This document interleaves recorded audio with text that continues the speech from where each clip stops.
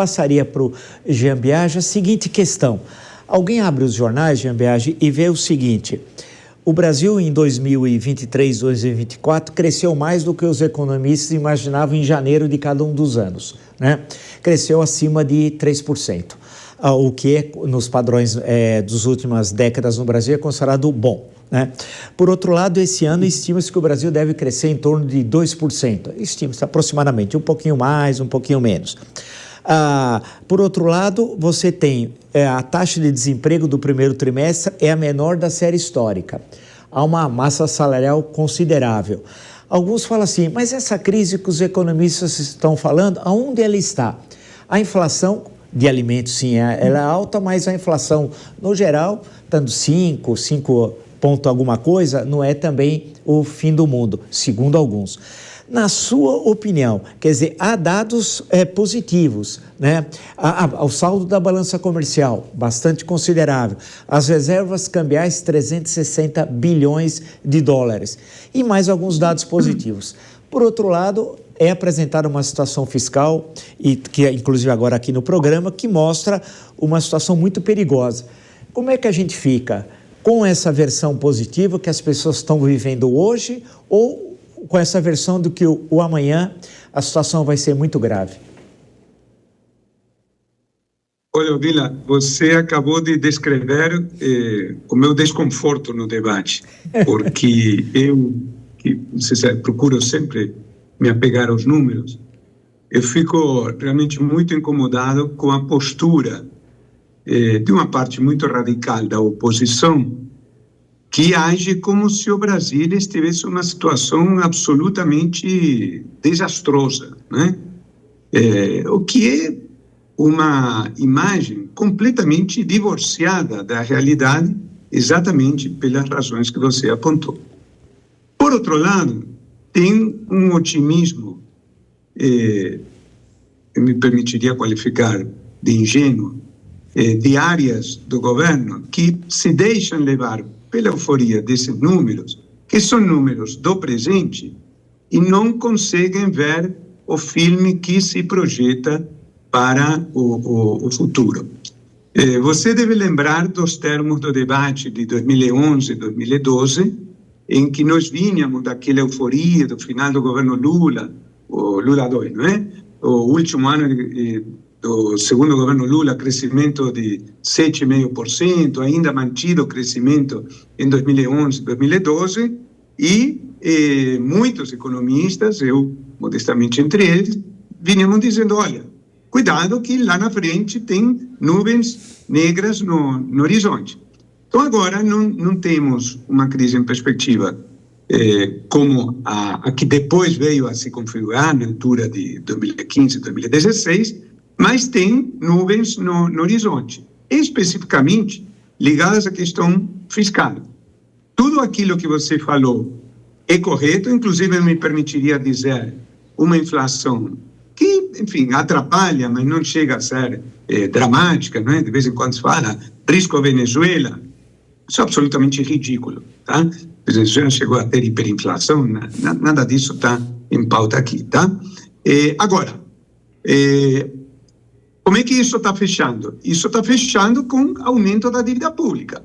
Se você for olhar a dívida pública, ela estava assim, meio parada aí no final do governo anterior, tinha crescido bastante, depois tinha declinado um pouco por conta da inflação aí de 2021, etc. E agora, 2013, 2023, 2024, está crescendo em 2025, novamente vai aumentar, tudo indica que em 2026 também vai aumentar. Os economistas não temos uma regra de bolso para dizer acima de tanto por cento do PIB é extremamente perigoso, mas sabemos que não dá para aumentar isso indefinidamente. E nos próprios termos da lei que já existe, nós temos um problemão pela frente que eu vou te sintetizar citando dados oficiais. Você sabe que quando se elabora orçamento, o orçamento tem que ser apresentado pela Constituição ao Congresso no dia 31 até o dia 31 de agosto de cada ano.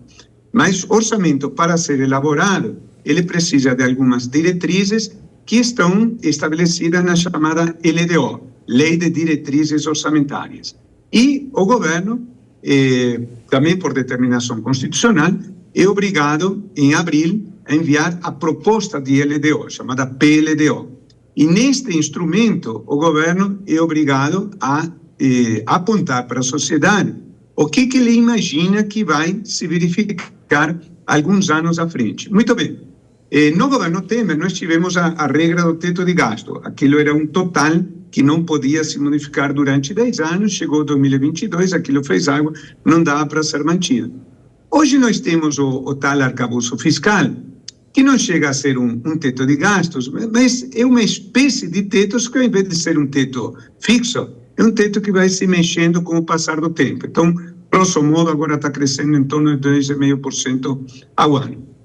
Qual foi o problema no governo Temer e no governo Bolsonaro? Que nós tínhamos um total que não podia crescer e havia umas despesas que estavam crescendo e estavam achatando as despesas ditas discricionárias, que é aquilo que não é despesa obrigatória, né?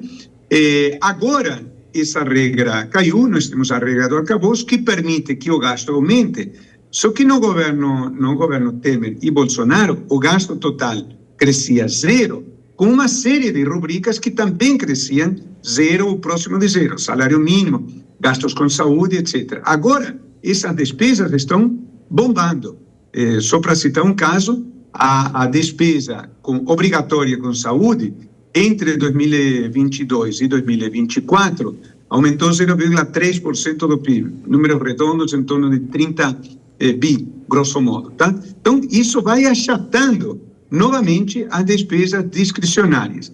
E quando o governo encaminhou a proposta de LDO em abril deste ano, ele criou um conceito que é um absurdo lógico, que é o conceito de gasto negativo. Ou seja, eu explico, né? O que são as despesas discricionárias? Aquilo que sobra depois de gasto, computada a despesa obrigatória, com aposentadorias, com pessoal, com saúde, etc, etc. Então, como o gasto aumenta, mas essas despesas obrigatórias aumentam mais, as despesas discricionárias, que nem no governo Temer e Bolsonaro, começam a cair. Elas cresceram muito em 2023, caíram um pouco ano passado, vão continuar a cair este ano, e mantida a tendência, o que acontece nos termos da LDO, da proposta da LDO, em 2029? As despesas discricionárias têm que ser negativas. Isso porque o Excel aceita tudo, não é? Evidentemente, uma planilha eletrônica de números, você pode botar qualquer coisa, mas o conceito de gasto negativo equivale, por absurdo que pareça, a um salário negativo, equivale a que a pessoa tenha que trabalhar e não só não receba nada, como que ela tenha que pagar para trabalhar. Então, gasto negativo não existe. Ou seja, simplesmente em 2029, mantida a tendência, tudo aquilo que o governo faz vai parar por total e absoluta falta de dinheiro.